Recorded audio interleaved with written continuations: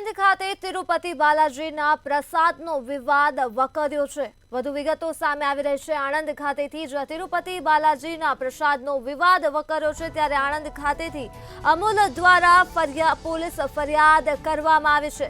આ સાથે જ અમદાવાદ સાયબર ક્રાઇમ બ્રાન્ચમાં ફરિયાદ કરવામાં આવી છે। અમૂલ દ્વારા પોલીસ ફરિયાદ કરવામાં આવી છે અને GCMMFના એમડી દ્વારા સમગ્ર મામલે પ્રતિક્રિયા આપવામાં આવી છે। જયન મહેતાએ સમગ્ર મામલે પોતાની પ્રતિક્રિયા આપી છે, જેઓ GCMMFના એમડી છે।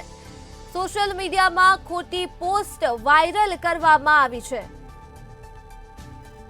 ખાતે જે લાડુ બને છે તેમાં જે ઘી એ લોકોએ વાપર્યું હતું તેમાં ઘણી બધી ભેળસેળ મળી છે।